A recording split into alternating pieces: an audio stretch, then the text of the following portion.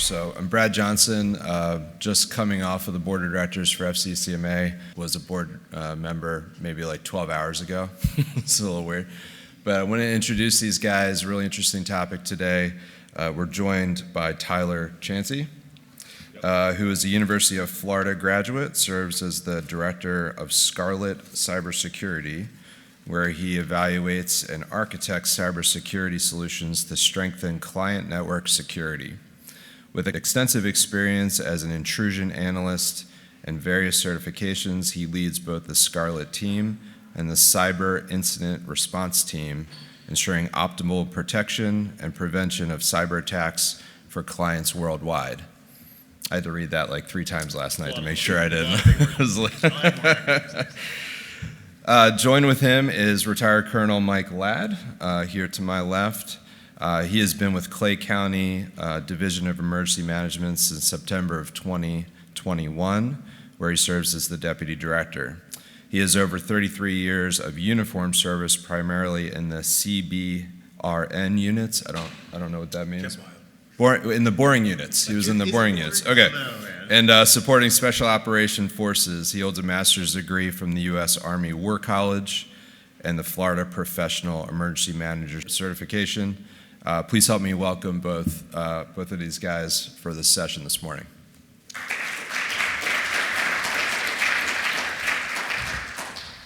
Hey, thanks for that intro, Brad. So we're going to keep it, we got a pretty open format here. Any questions, you guys can raise your hand or just shout them out. Hopefully you can hear us all right. So we'll, keep it open. This is supposed to be answering a lot of questions y'all might have around this dense topic, and hopefully you get a lot of value out of this. Just to kick off, I want to talk a little bit about where I come from, our company, Scarlett Cybersecurity.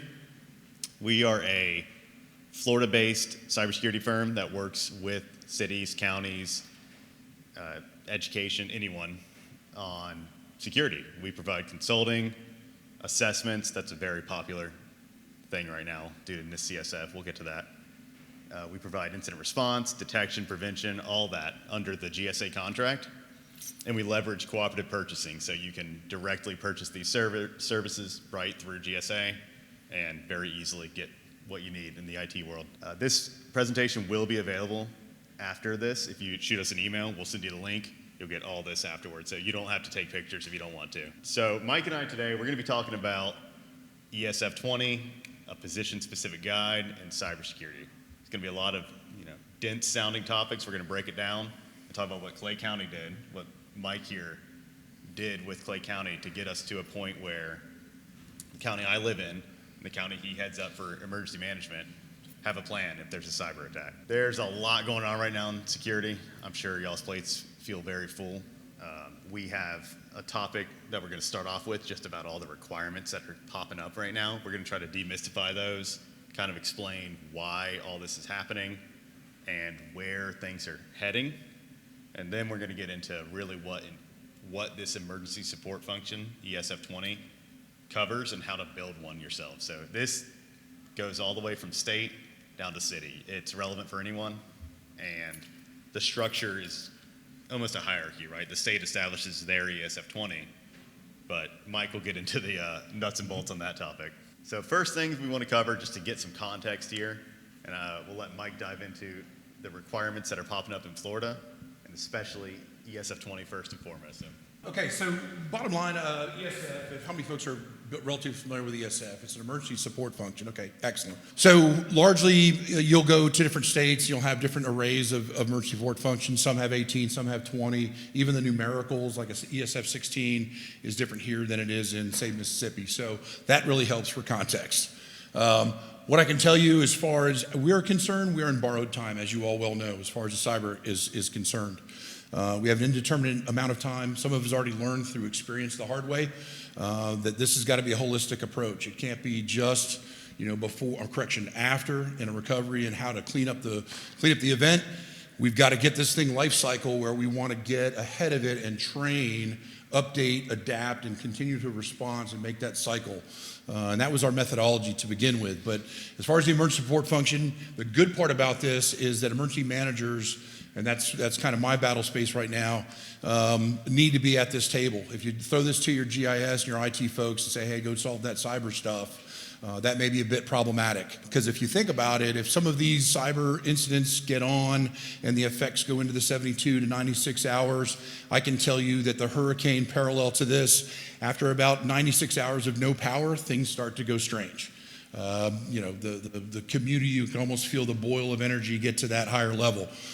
So again, some of these secondary effects, if you've crippled a financial institution or you've crippled potentially a supply chain and some of the commodity areas that are key and dear to your community's hearts, the emergency manager is probably going to get pulled in at some point to kind of help and either kind of let that steam out and get that temperature back down, or even more importantly, to make sure that we can to address those critical needs. Any questions on ESF tooling before we dive on forward? And we will be diving way into it, so don't worry. We're going to dissect it, make sure all that makes sense. That's the idea of this presentation. We do want to cover some other things, though, some other pretty important requirements that your people might be facing, the constitutionals within your county might be facing. One of them is the FLHSMV MOU. It's the Florida Highway Safety Motor Vehicle Memorandum of Understanding. What this is it's already been in effect. It's basically you're using this data from the FLHSMV. I have to look at that every time. You're using this data, and they want an understanding of trust between who they're sharing their data with and the partner organizations. So really, the biggest thing behind this, the biggest takeaway, is that anyone using this data has 10 days to report a breach of said data, and you're going to want to make sure that you have some basic controls in place. This is a pretty lightweight requirement, and it really is just more of a partner org, third-party security control, very common in the private sector where you're doing business with someone.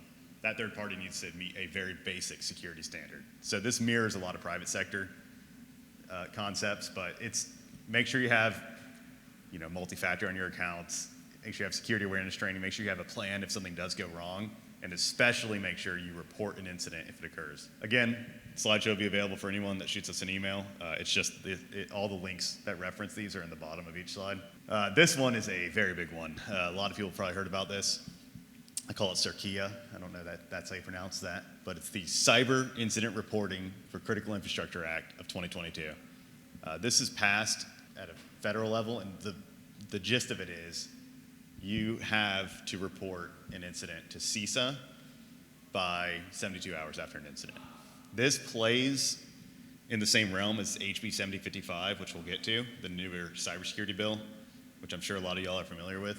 But the whole idea is you have a resource now, like a centralized federal resource to track these events that are occurring, because a lot of times you're dealing with nation states when you're in government. So you're dealing with espionage, or you're dealing with financially motivated attacks through either a criminal gang or a nation state-backed gang.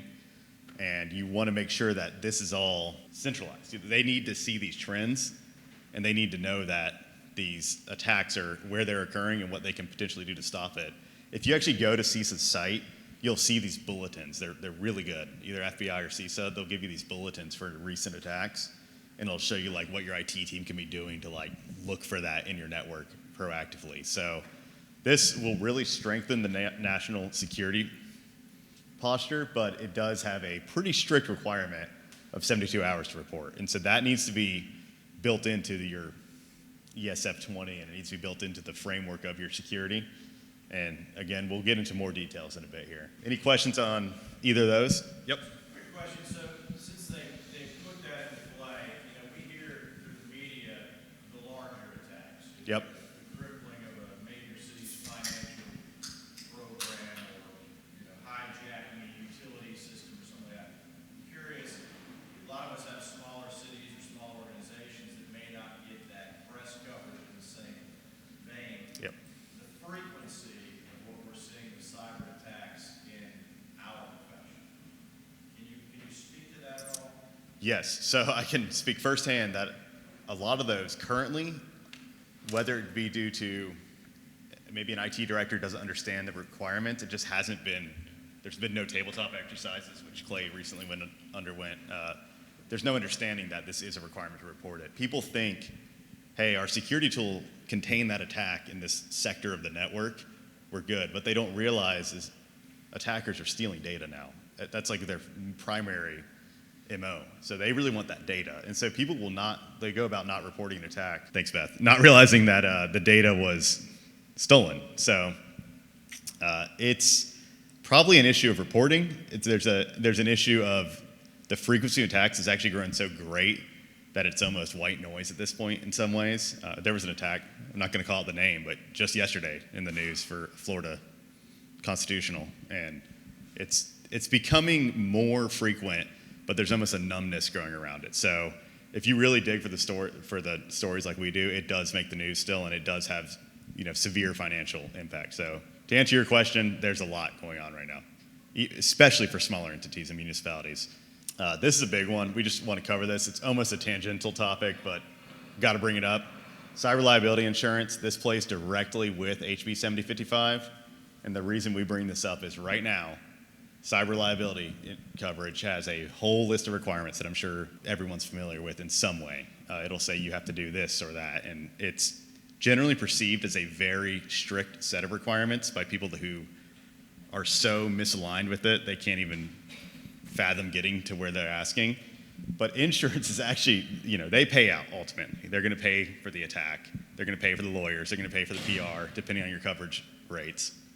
If you don't have the right coverage or if you don't have the right security in place, they won't even give you insurance anymore. And that's what's happening in a lot of Florida municipalities and counties is they're just totally divulging from insurance. And this can be an issue because these requirements they're listing, they might feel unattainable, but they're really the bare minimum. They're not they're not asking for Fort Knox. They're asking for like a lock on your front door, the modern equivalent of that. And so people there's a fundamental gap between where people think they're at and where they actually are at. And insurance is a really good baseline of, are we doing things right? Do we have the basic controls they're asking for to get a policy? If we have those controls, we're in a solid spot not to get attacked. And so here's some examples. It's not going to be a technical conversation today, but like you have to have multi-factor. If you can log into your email and you don't get hit by multi-factor, you're very, very vulnerable. I mean, we see that every day. Just in Jacksonville recently, a church network a couple days ago miswired $700,000. And I mean, that's just every day we deal with that. We have calls come in from lawyers who've paid out $1 million+ to the wrong account. It's all email compromise. So it's very simple to do, unfortunately, and it's everywhere. So stuff like that, insurance has to pay for it. So they're going to ask you to do it or not give you coverage. Any questions here? Yes, sir. Just a comment, it's still the same with public risk management too. All the cities that have cyber liability, there's a pool limit. So if a huge amount of cities get hit, you may not have coverage. So, you may have very limited coverage. So we don't directly sell insurance, but I do know that if you're dealing with the most recent attack I can remember was NotPetya back in 2019. If you're dealing with like a worldwide outbreak, you could very well hit some sort of overall limit, and it can affect dozens or hundreds of cities and constitutions. That's where Maersk actually got hit, a huge shipping corporation, but it was just spreading like wildfire. So these attacks do pop up. They're almost a whole different level of emergency. It wouldn't even be the equivalent of a hurricane. It'd be the equivalent of it just hits the whole world. Everything's networked together. So you're very right. There might be an overall limit. There might be vendor limits. So if your third party gets compromised, they will only pay a fraction because it wasn't covered. There's a lot of nuances to that. We don't sell insurance, but we help people align with the requirements at Scarlett. And so we see this all the time, especially when an incident does occur. But good call out. Thank you for that. Yes, sir.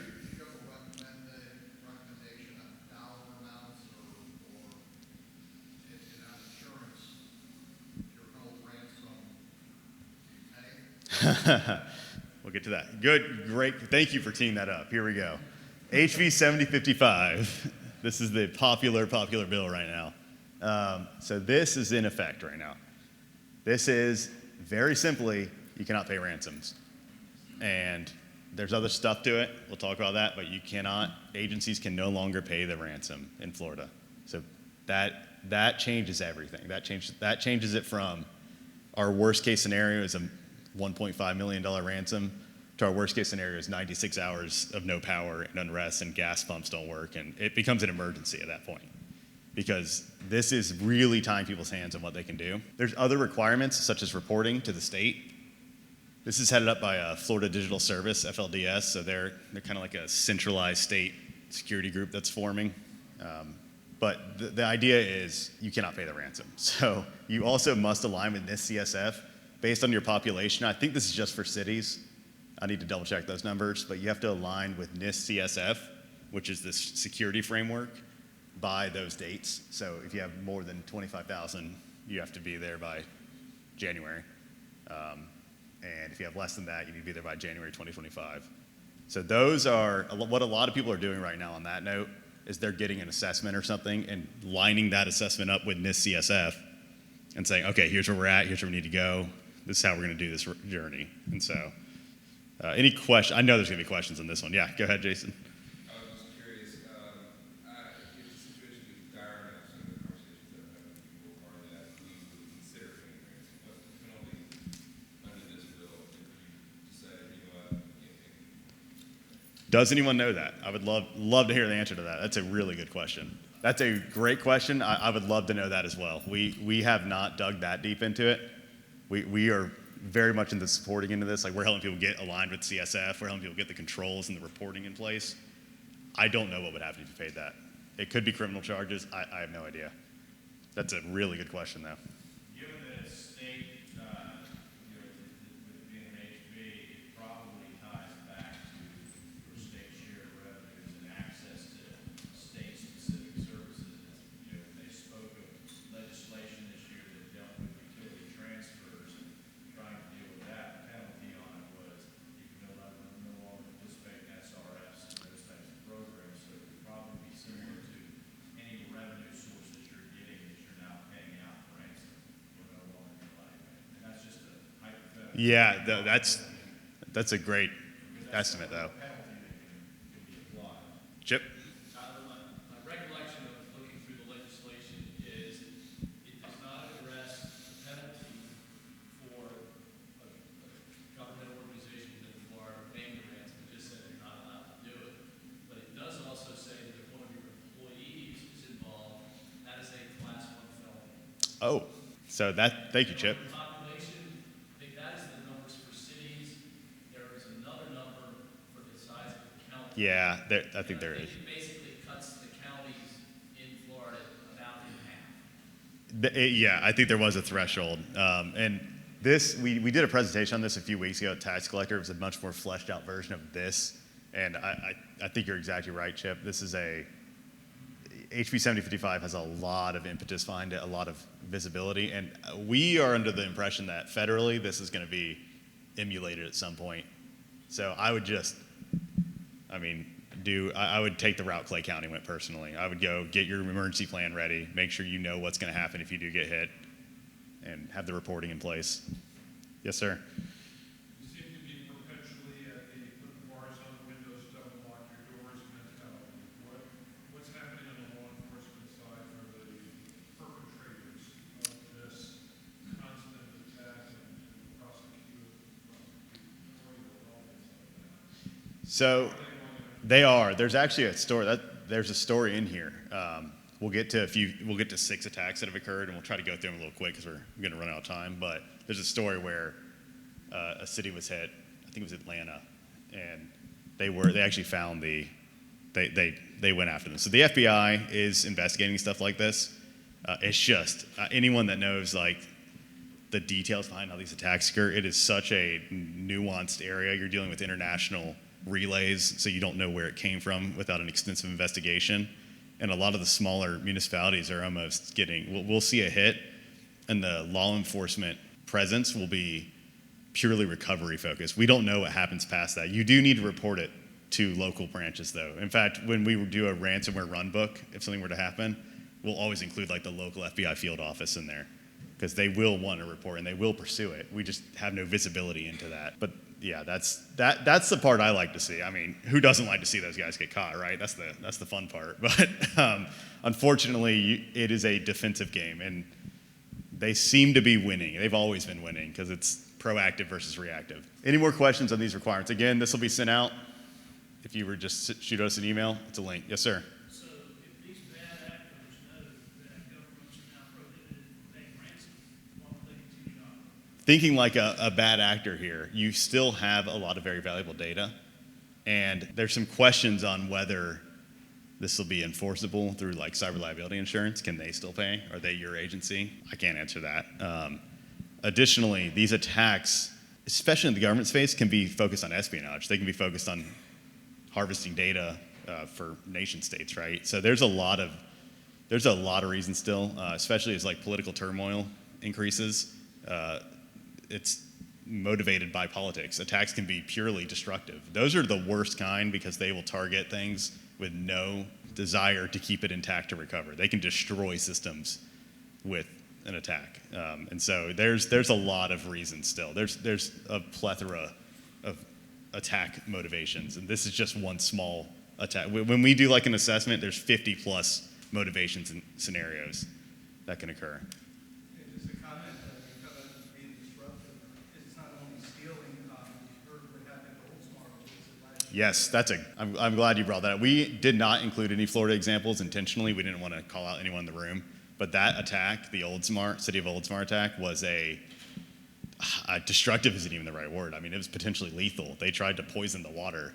So you have terrorist actions. You have great story, great example. The city of Kent, I was with the town of Kent City, and actually out of the New Jersey office, they sent FBI agents because we got hit by supposedly a Russian attack. Yeah, and it's very often it'll be like a Russian-backed group or a Chinese-backed group, but it's not every time. North Korea is also very big on the financially motivated attacks. I don't know what's going to happen with that, though, Scott. I think that people might still try to pay it under I don't know. We'll have to see on that. All right, so we're going to dive forward into the preparation and assessment, and left of boom is what we call it. Love it. That's a Mike-ism, left of boom, but it's ESF 20. We're getting into the meat of ESF 20 now, and I'm going to zoom in on that. Don't worry. But ESF 20, in a nutshell, like Mike explained, is Florida's emergency support function for cybersecurity during an emergency, or, this is the big or for this section, steady state operations. So Mike, if you want to kind of at least dive through a high level picture here, ESF 20. Yeah, first of all, I want to caveat up front that everything we're showing you as far as the PSG is concerned for Clay County is draft. Now, having said that, I don't think it takes away from the importance of having another tool, another perspective, another way in which to get after it. Just like anything else in ICS or NIMS, it's going to be scalable. It's going to be something that's going to fit your population. It's going to kind of fit your purpose. So there's a lot of flexibility built in on purpose. So again, seeing how my boss is sitting right there, this is draft. So, but I think you'll find a lot of good tools and some methodology that'll kind of help. So the bottom line is that we're looking to make this a complete circle. We've got another graph that's going to show you that complete life cycle. But the idea of having a PSG, it's got to be not just reactive. And as the gentleman talked to, we do seem to be in that defensive. I mean, they've got to get lucky once. We've got to get good every single time, and that's a tough paradigm to operate within. But for the most part, what we've done is we've broken this out, where part and critical to this process that we'll talk to again in another portion is tabletop exercises. If you write this plan and we're just throwing it on there and we come back to it and the dust collects on it, it's got to be adaptive. It's got to be revisited. And those are some of the key marks that we started to as we started to construct our methodology, is something that's going to have to breathe life into it. So in your training and exercise curriculum, if you will, for an annual, you've got to be able to squeeze this in. In Clay County, we have a hurricane preparation week. Seems like a good place to kind of anchor that as a milestone or as needed, but definitely that local TTX where you're getting your local actors in the room, and it's literally action, reaction, and writing that stuff down. Thank you, Mike. Yeah, the whole idea here, especially the part we feel is underrepresented, and Mike mentioned it earlier, is the whole left of boom. There's a triggering event concept in Clay County's ESF 20 plan, and what that means is you go from, hey, things are okay, we're getting minor attacks maybe, but our security team's dealing with it, nothing big's going on. A triggering event has to be defined by your team, and tabletop exercises are invaluable for that because you can see where the line is for an actual active emergency. So we're going to focus on this left side for this section, and then we'll get into the right side in the next section. Right now, the biggest things you can be doing are assessing your current situation. This is a universal truth we've found because this NIST CSF requirement from HB 7055 is right there for a lot of counties and cities.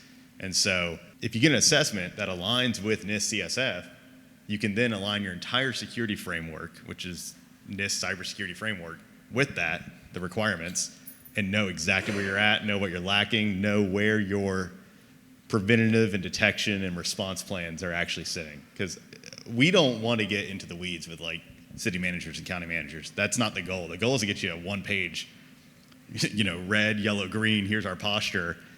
What's going to fail when the pressure's on? What's going to break? Where's the weakest part of our foundation? So this focuses on that, an initial where are we at. It's a comprehensive. You want to have a comprehensive roadmap, and you also just need the tools and controls in place. That's something you need to find, either through your team, a vendor, there's some grant stuff going on right now we're not going to get into, but there's access to these tools that have to be used as well.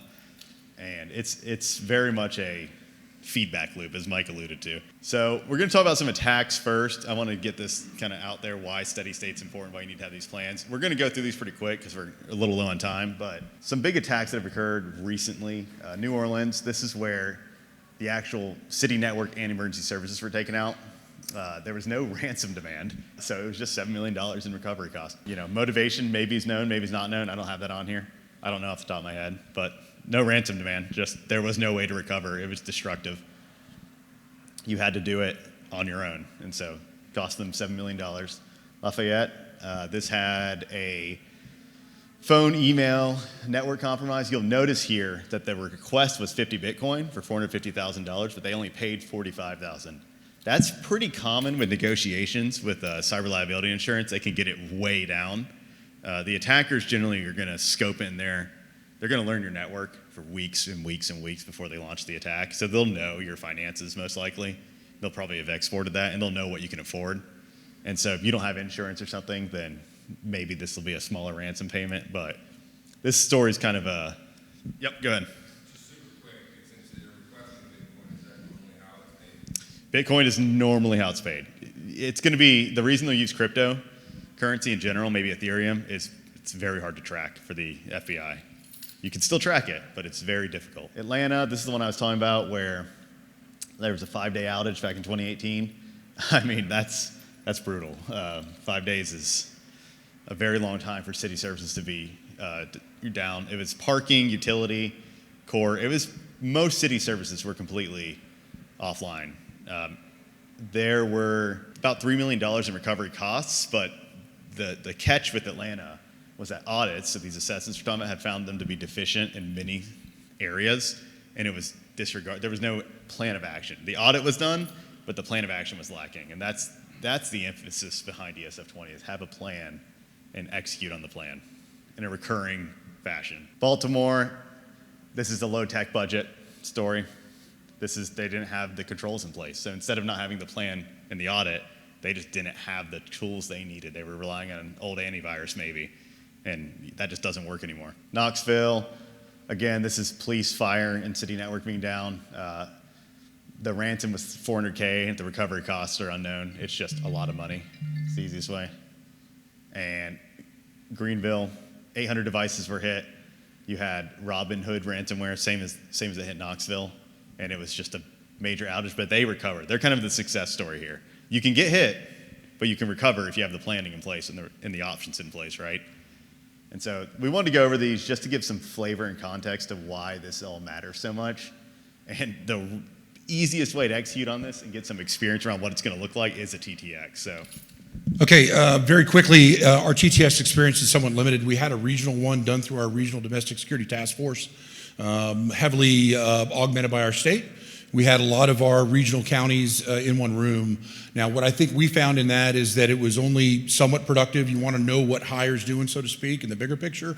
But as far as getting your specific PSG for your county consumption, nothing replaces having that local TTX and having your local players. I will tell you that's the one takeaway. So that's one thing that I would argue before I put this in front of the boss's desk is I want to have that litmus test of getting through there, making sure the processes that we think are going to play are valid. because a plan, as we all know, doesn't typically survive first contact. But again, that's got to be annual. If you bake it into whatever your exercise and training programs are, it's hopefully turns into to muscle memory. Thank you, Mike. This is just something we see it over and over in the private sector. People almost have a fear of moving forward on this for some reason. It's like if I acknowledge it, it's real, but we're way past that point right now. We can't just leave it in the hands of IT directors. This is a comprehensive county or citywide engagement. When this happens, it will affect your bills getting paid. It will affect your utility payments, and you need to determine what's acceptable. We'll get to that as well, but beyond that, who's going to be involved? Like, who are you calling first, and who's going to be in the know? And who are we going to keep this hidden from? Do we have insurance? This is everything a TTX will reveal. If you do a simulated ransomware attack, the first question is, hey, who are we calling first? And if no one has that answer, there's an issue, right? And so this goes beyond that, but you would maybe not be surprised in how few people even know their first call when this occurs. So tabletop exercise will instantly reveal those gaps because there's going to be that stalling in the first 30 minutes. And so you need to move fast with these, especially if it's a wire transfer attack or an ACH fraud. You have a very set time limit to react to these things to get the money back almost immediately. And then beyond that, it gets exponentially more difficult for law enforcement to obtain those funds. Any questions on a tabletop exercise? All righty. Assessments and roadmaps. I've already hammered this point home.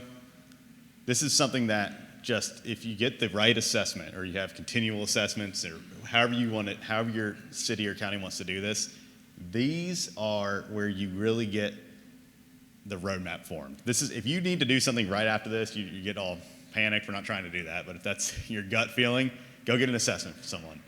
We do them, obviously, but go get an assessment that's going to align with this CSF, help you get aligned with HB 7055, and really kick off the CSF journey, because your assessment's going to reveal gaps.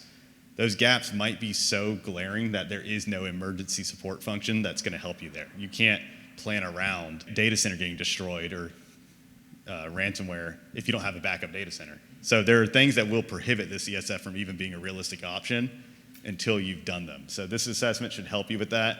It should be readable by the executives, or in your case, county leadership or city leadership.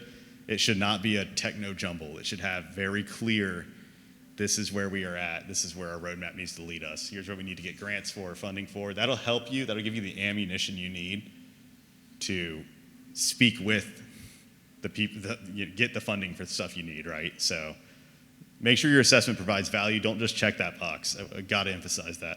Yes, sir.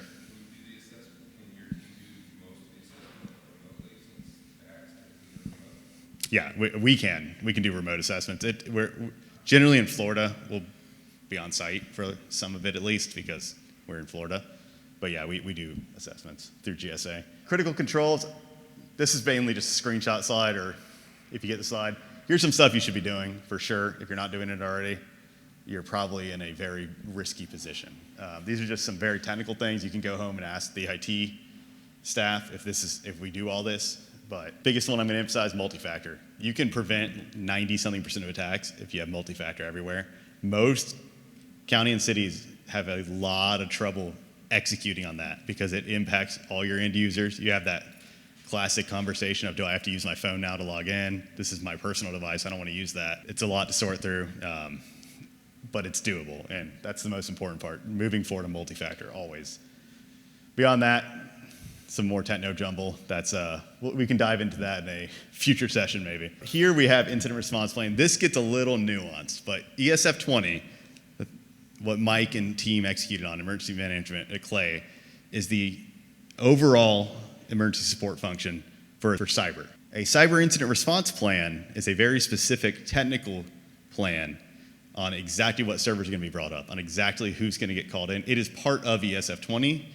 But your IT team will generally own it, or your security team. So the incident response plan is invoked within ESF 20. It'll say at some point, which this triggering event, there's going to be an incident response plan engaged here. We'll get to that picture later, but this is part of it. It's part of the requirements. It's something you should have anyway, and ESF 20 is going to allude to it. Get that created if you don't have it as well. That's huge for HB 7055 and huge for Cerkia. Any questions on this? Disaster recovery, this is where we used a very apt photo here. Flooding, we have a lot of stories in Florida where people will have disaster recovery in the police station up the road, and so all their backup servers are there. Cyber attacks aren't the only thing that can hit us here, and ESF20 is not only referencing cyber attacks.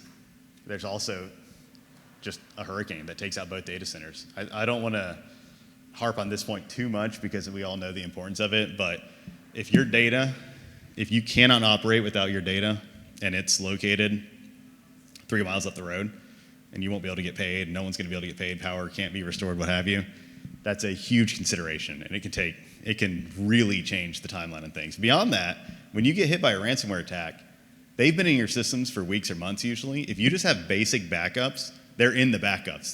They have backdoors all hidden throughout those backups, so you'll restore your network thinking you're safe, but they know everyone has at least backups, so they'll wait a few days or weeks and then launch another attack.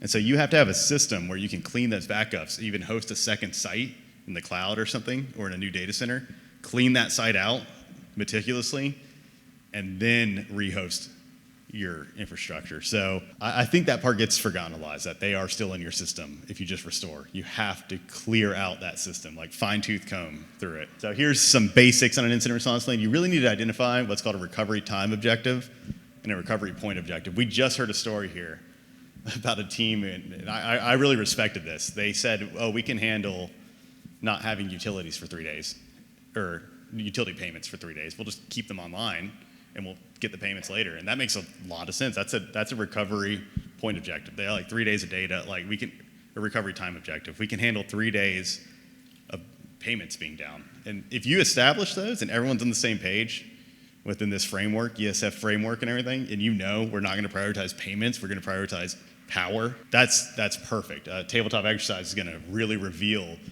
the value in that, because you'll be able to prioritize your resources where they're needed. So that is part of it. Disaster recovery planning is huge, integrated right in there with the ESF20, and it's something that I think a lot of Florida counties and cities have been neglecting a bit, and just assuming the backups up the road are in the safe spot when they might not be. Additional resources, this is another one of those slides. If you get this slide, Joe, you can go here. There's a lot of resources available. GSA Highly Adaptive Cybersecurity Services it's under the GSA contract, but it's a specific set of services that are attainable through cooperative purchasing, and it's saying incident response, cyber hunt, assessments. There's things like that in it, and you just go get that service from a local vendor or from a national vendor, and you see the rate online, and very simple. We also have some resources here for reporting events, the Crime Center for looking into events and reporting them as well, and Cyber Florida, great organization. I don't know if they're in the room right now. Maybe not. We've done a few guest posts with them, but they're doing a lot on education, and they're pushing out a lot of new initiatives. I think the newest one they're doing is to align with the training requirements of HB 7055. They're starting to stand up a training program centrally. So a lot of cool stuff going on. A lot of stuff's popping up to help with this, but a lot of it's still in its infancy for sure. Alrighty, so that was the left of boom section. Prep, assessment, like all the stuff that's kind of behind ESF20. Now we're getting into like the ESF20 plan, the position-specific guide it's called, PSG, just the plan, right? That's what a PSG is. And any questions before I dive into that? So ESF20, Mike, I'm gonna hand you the mic for now. You tell me when to. Yeah, go ahead and advance. Yes, sir. Okay, again, this is nothing more than a pictorial to what we talked about as far as full cycle is concerned. I was very fortunate and had my GSIT guy talk and sit with me early, so we helped to define that prevent and prep, okay, i.e. left of the boom, as we had already talked about. The nuance to this is that gray zone of when you're under attack could, as Tyler talked to before, that may already be in your system. That's probably the way it is. So this could be a series of small things, and all of a sudden the aha, kind of kicks off. When we get into that response phase, again, we reinforce that identify, detect, contain, eradicate, leaning heavily on our partners for that. The stakeholders, as I kind of did there, again, that's the Regional Domestic Security Task Force, Florida Division of Emergency Management, FDLE, I think everybody knows those folks. So this is who we're engaging to make sure that we've answered everything we need to, because what you don't see on here, you can draw an imaginary red circle around this and put HB 7055. Okay, so everything is under compliance with that.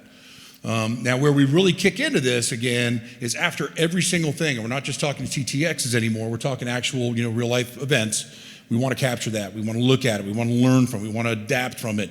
And the other piece of this that I think we'll pull out another slide is that portions of your PSG, probably 80% of it, you're going to be able to say, okay, yeah, sunshine law, here it is. Here's the general pillars of what we're talking about, what we're thinking. The annexes, though, of how you actually get after it, you've got to protect that. That's got to be kept in-house because otherwise we're just educating the enemy, and I don't think we need to do that very much. So again, this is just form and structure. Hopefully everybody's kind of seen these. For every one of your ESFs, you have this guide, and it kind of tells you, hey, who are we talking to? Who's got the authorities on it? Here's an overview. It's just this is more of a templated a look at that. Yeah, so I want to call it real quick. Okay. The appendices, I'm tripping, I swear to God. The appendices here are very critical, especially for non-technical folk that be engaging this. So you want to make sure that, we'll give an example in a second here, but we wanted to identify this table of contents to show you how heavy on appendices this guide is. It's really going to have a lot of resources down there. Like if you get hit, you're going to immediately flip to a checklist most likely. That should be present in your guide. Pretty much cover this on what you want to protect, trusted agents, that kind of thing. We'll build this out again in a graphic here. It's going to kind of give you a box and line task organization, and I think it'll kind of open up a little bit more what the thought process is. Here's an example, like I mentioned, of a checklist. This is like a steady state checklist. Hey, there's no incident. It's just a little snippet of one. Here's some detection, prevention, response things we need in place.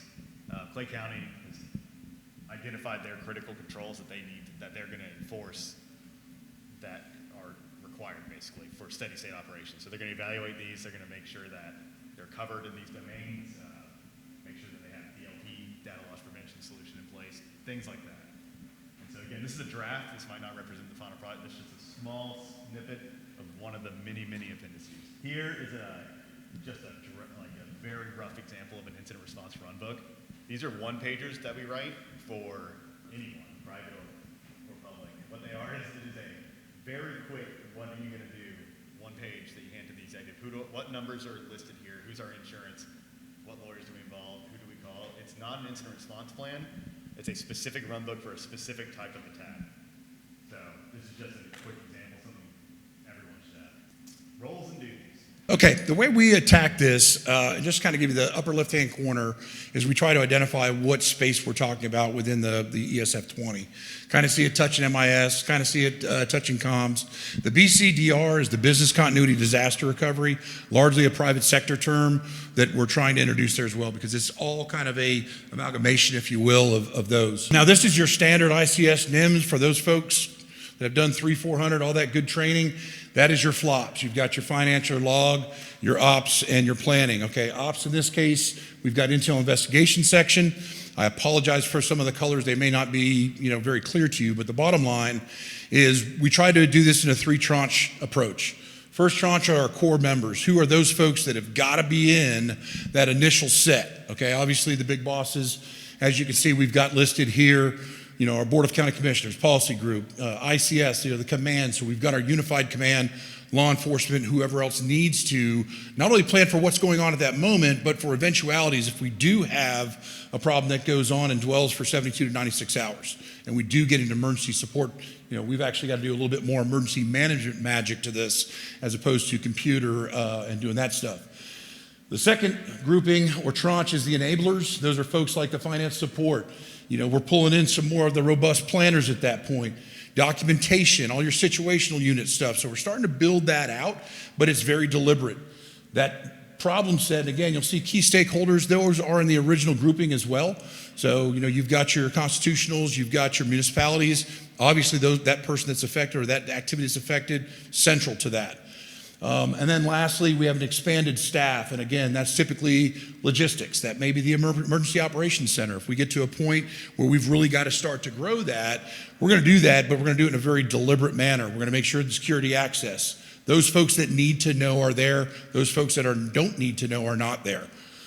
So again, want to give you the overall construct, but where you see this is very selective, modular, scalable, all depends on how the boss wants to get after the problem set, but I think this is a pretty good way to get after it. We've established a cyber strike team, and it just sounds awesome because strike team is probably one of the coolest NIMS terms I know. But the bottom line is they're all the same type of folks. They have a leader and they have a communication. So it's actually a NIMS term. I love it. But we've got, the most learned guy that, at that tactical level, our MIS director is going to lead that strike team and, be very familiar what our plan is, recommend to the boss, hey, here's where we're at, here's what our options are. They augmented obviously by any vendor support. Documentation unit, as I said before, and situation unit are absolutely critical because everything's going to be forensically reviewed. We're going to look back for that AR. We're going to look back, hey, we went left, we should have gone right. Whatever those are, we're going to capture that as we go. And documentation. Did you have anything you want to expand on that? Just on the cyber strike team. Here you go. The documentation unit. Something that gets lost a lot in like the private sector especially is recovering from an event. It's very fast. It's like we need to get online, and people start forgetting to document things. And these something specific that gets documented in a cyber attack is something called an indicator of compromise, an IOC. And what these are they're these little nuggets of information. Like it might be a file hash, it might be a website, that if those get lost, if people recover too quick and you don't have the data post-attack anymore, you can actually be a lot more vulnerable to a repeat attack. So it's almost like you haven't taken the time to, form the antibodies. You just rushed into restoring everything, never gave the system time to get those indicators into a security tool. So what happens is the documentation unit and the cyber strike team, what they're going to be doing is coordinating closely with forensic support, and they're going to try to get all these IOCs, they're called, into your security tools to prevent the reinfection that is very likely to occur if you don't carefully move forward on this. So thank you, Mike. Okay, real basic, and I know a lot of this is rehash. Steady state, we're at activation level 3, so that's kind of where we're at. Number 2, we're starting to, again, be selective, but we're gradually growing more folks that are kind of affecting the problem, so that's monitoring with augmentation. And then obviously, if we're at a level 1, that is all hands on deck, okay?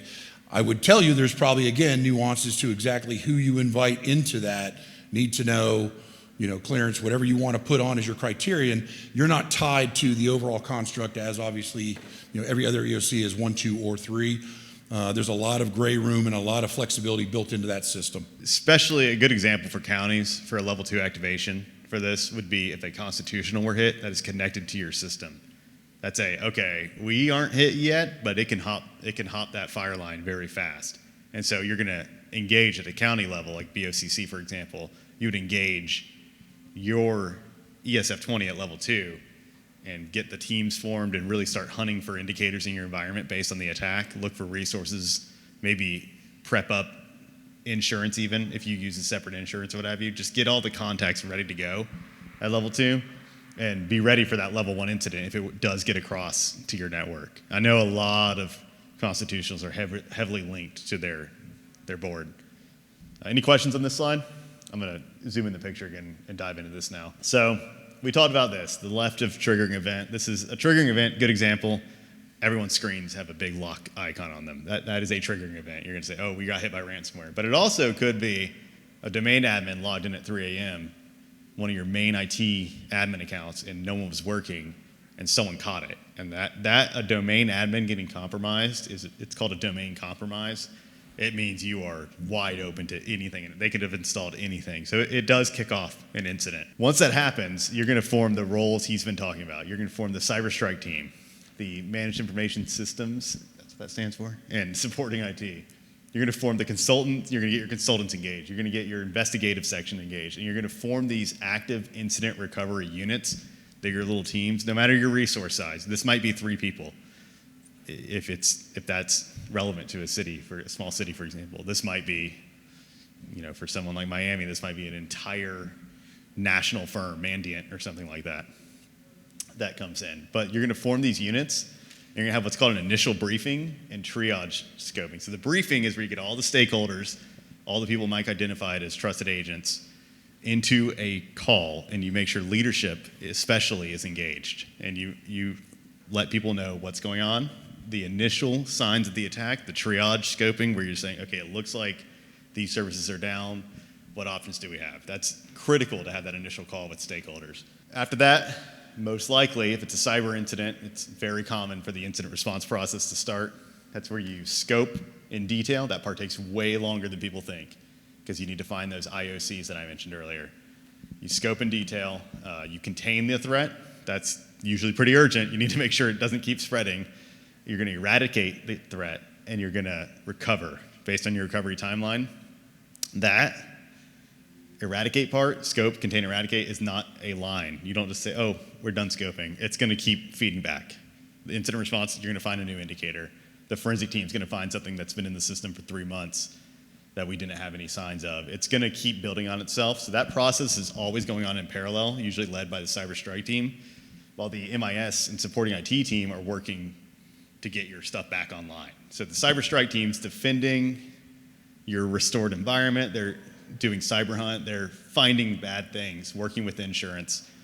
The IT team gets to stay laser focused on getting those servers, when approved by everyone, back online, getting those resources available again.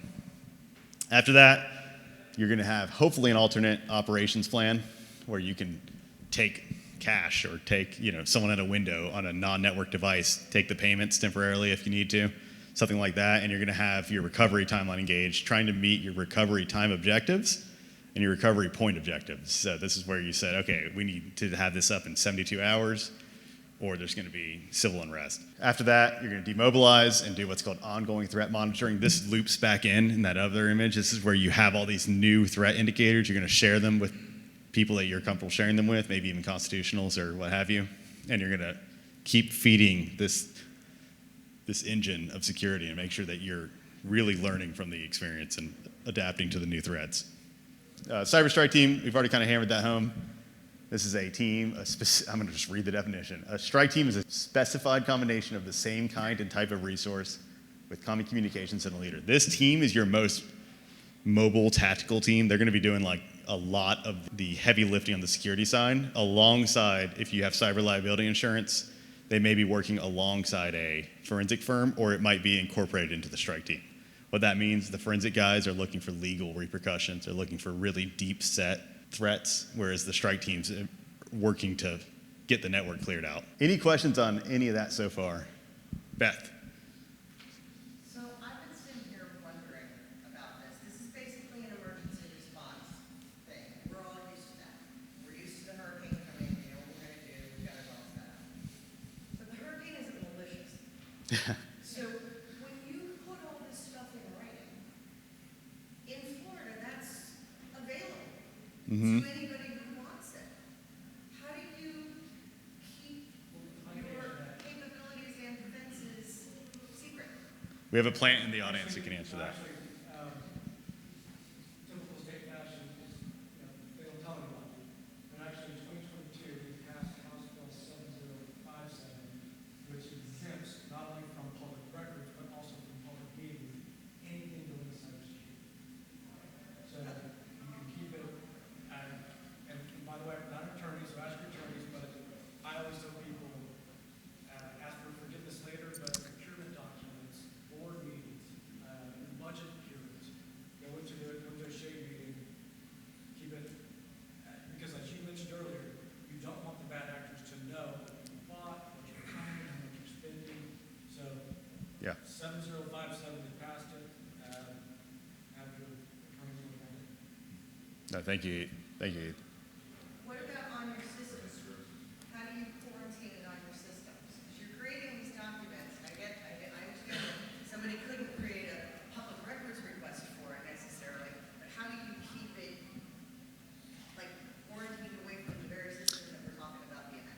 That's a technical question, but if you're gonna, it's called principal least privilege. The whole idea is to only assign permissions, file access, what have you, to these trusted agents, to the stakeholders, to the people who are involved in ESF20.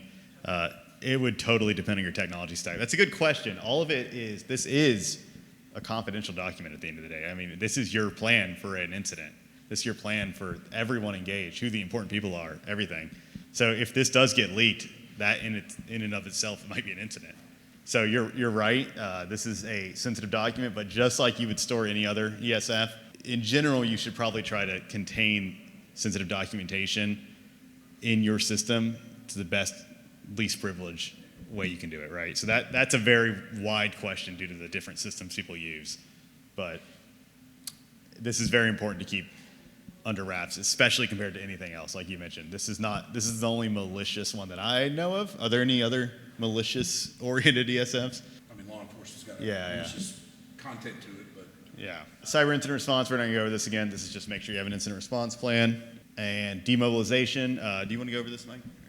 yeah, I mean, I think the bottom line is we've already kind of touched several times is learning, adapting, and improving. This can't be one of your plans that you just put on there and let dust get on it.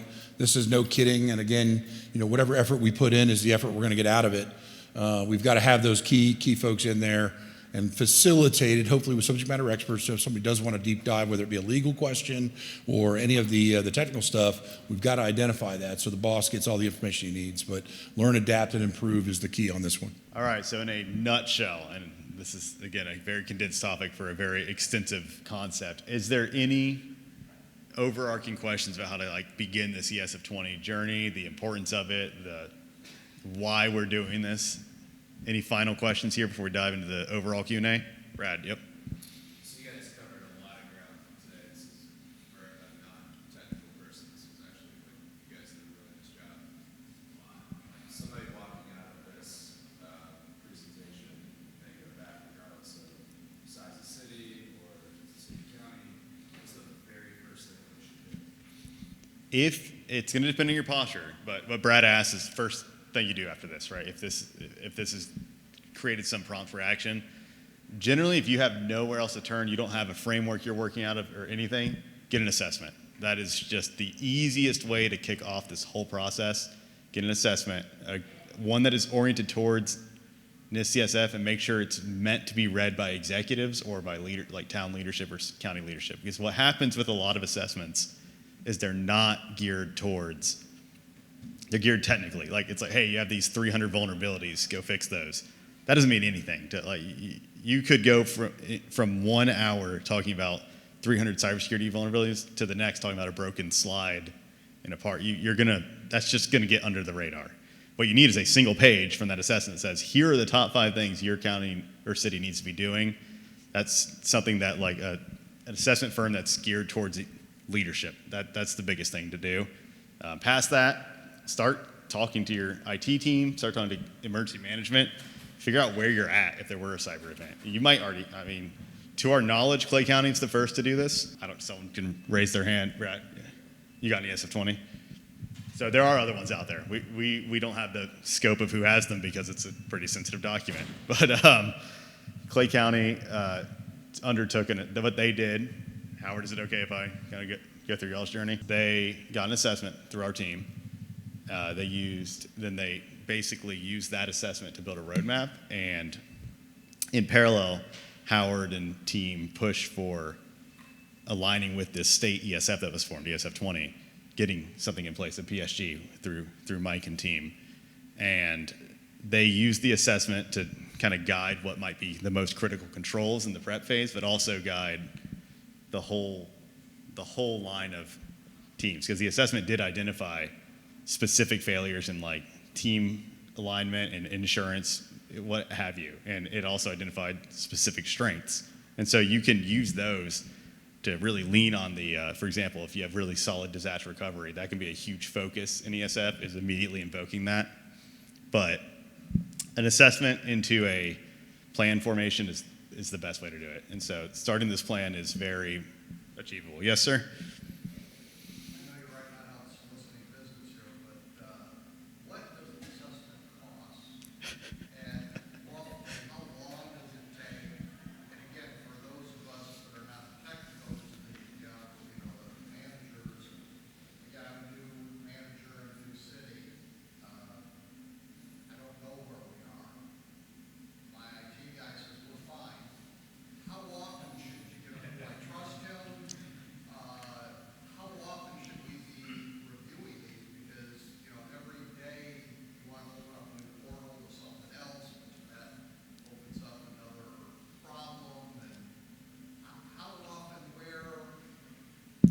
The name of the game is governance and strategy, right? You want even an assessment can just be what we call a ad hoc control in some way. You can go get an assessment and say, oh, we're good, we got our assessment this year. It needs to be a mindset, a security-oriented mindset, even a dedicated position or a dedicated consultant or what have you that is focused on driving your security posture forward and evolving your maturity in security. So in the note of an assessment, for example, if you're saying, I don't know if I trust my IT guy, that, to me, what that tells me is you don't have a solid security framework, or there's no governance. You don't know where your gaps are. An assessment can validate stuff like that.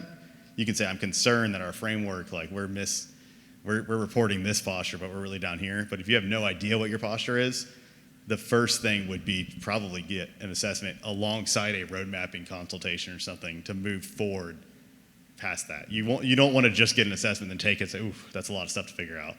You want to say, how are we going to do this, prioritize it, where do we need to move next? So to answer your question about cost, that's going to really vary depending on who you go with. Yeah, that's the president of the company there. It's labor, it's on the GSA contract, and there's no two government entities that are the same, so it needs to be a scope of the entity in terms of actual hours and the resources that we apply to. So I don't know if that's a $100 thing, but I don't know what the city would do. It could be anywhere between. Yeah. It really depends on a lot of different variables.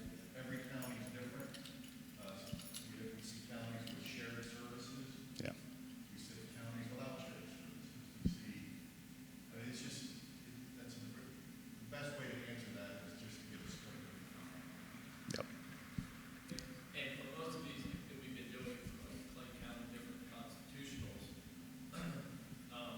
once the process kicks off, it's generally taking about 5 or 6 weeks Yep. to do. So it is a relative short turnaround from the time it does commence. Yeah, that's exactly right. We started out back in 2007 as an auditing firm only. That was the founding of the Scarlett Group, as it's called. And the whole idea was to just help drive executive decision making and help clarify all that. So an assessment really is more than just a point in time where I'm at. It is a comprehensive, it almost includes for us a map forward. So we don't just tell you, oh, yeah, this is rough, man. You got some red here. It's much more than that. It's here is the priorities for you as leadership. So, yeah. There was a question of what would I do when I walk out of this room first. Just for whatever it's worth, if you're not using multi-factor in every aspect of the business and you need help doing that, get help to do it, that is probably the one thing you need to do. Yeah. From a tactical standpoint. It's a good call out, Tom. Thank you. I always try to stay a little high level, but that is like you will be in the news pretty quickly if you don't have multi-factor. It's just that bad right now.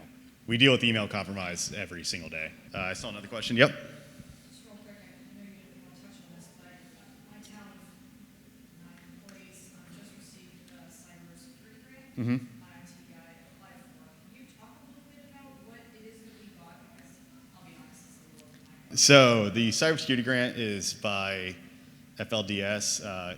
Heath is probably a better resource about that potentially, but the gist of it is, I'm even paranoid talking about this, but the way I understand it is that FLDS, Florida Digital Services, is a newly stood up entity that's going to be trying to provide centralized security. So they'll be providing services and products through Tallahassee functionally, right? I'm looking to you for. I'd be more than happy to talk to you after. I won't take a long time, but in short, this year they are going to be purchasing these capabilities on behalf of local governments. There's still a question of who's going to be providing those capabilities. They do have a very short list of preferred vendors, but they're looking at maybe providing other vendors for capability. Next year, the legislature did fund the second year, but they specifically said that FLDS cannot purchase or manage on behalf of those. So there'll be another round where we'll have to come back and apply with the quote in order to get the next round of funding. But as soon as they kick off and get all the agreements signed, you'll have a round kickoff meeting and they'll come in and say, here with the vendor, and start talking about it. So obviously a very critical topic. Appreciate everybody hanging with us, even though we got started a little late. So a couple closing comments. All of the presentations from the entire conference will be posted on the FCCMA website. If you attended, you'll get an email afterwards to access those. So on top of that, Mike and Tyler, their email addresses are here. If everyone's going to leave and think of something that they should have asked, right? And so here's their information. You'll be able to access that as well when you get the presentation. Before I let you go, lunch is at 12, around the corner back where the general session was this morning. It's also our annual awards program. Please come support your colleagues in getting recognized and enjoy some lunch. We got President Mike in the back. He's going to follow you all there to make sure you go. So last and most importantly, thank you to these two again. I have like the technical ability of, like a 100-year-old. So I mean, the fact that I understood what they said.